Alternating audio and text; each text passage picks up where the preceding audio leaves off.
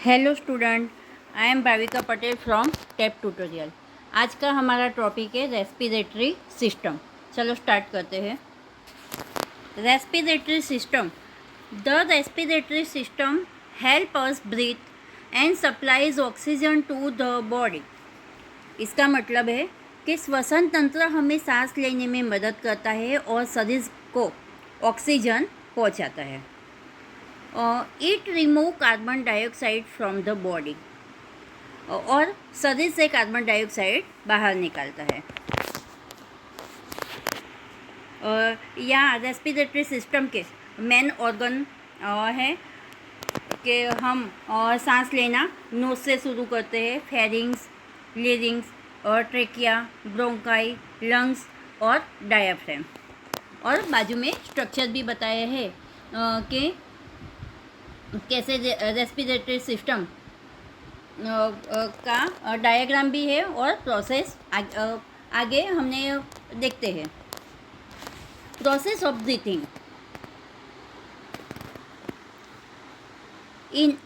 Inhalation, oxygen enter the lungs. सांस लेने पर ऑक्सीजन फेफड़ों में पहुंचती है। सांस लेते हैं तो ऑक्सीजन हमारे लंग्स तक पहुंचती है। Gas exchange, oxygen enter the blood and carbon dioxide leaves the blood in the alveoli. यानी कि गैसों के आदान प्रदान के दौरान ऑक्सीजन रक्त में प्रवेश करती है और कार्बन डाइऑक्साइड रक्त से निकलकर एल्वेओली यानी कि वायु केशिका में चली जाती है।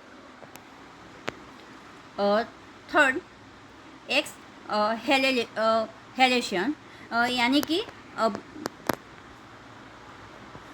सांस छोड़ने की प्रक्रिया। Carbon dioxide is expelled from the body, यानी कि सांस छोड़ने की प्रक्रिया में शरीर कार्बन डाइऑक्साइड बाहर निकाली जाती है।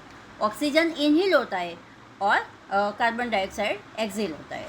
ओके, अब आगे smallest function unit alveoli, tiny air sacs in the lungs और साइट ऑफ गैस एक्सचेंज। यानी कि एल्वेओली फेफड़ों में हवा की छोटी थैलियाँ होती है। गैस के आदान प्रदान का स्थान है। उसका function provide oxygen to body and remove the carbon dioxide. उसका कार्य क्या है? शरीर में ऑक्सीजन पहुंचाना और कार्बन डाइऑक्साइड को बाहर निकालना। यहाँ हमारा रेस्पिरेटरी सिस्टम का स्ट्रक्चर है। जो हम नाक से सांस लेते हैं, ऑक्सीजन इन करते हैं, इनहेल होता है, और कार्बन डाइऑक्साइड एक्सहेल होता है। ये पूरी प्रक्रिया है। यहाँ फ्लो चार्ट दिया है कि नोज कौन सी प्रक्रिया कहाँ से स्टार्ट होके कहाँ तक है। गैस एक्सचेंज तक की जो प्रक्रिया है वो इसमें बताई गई है। ओके, हमारा टॉपिक कंप्लीट हुआ। Thanks for watching.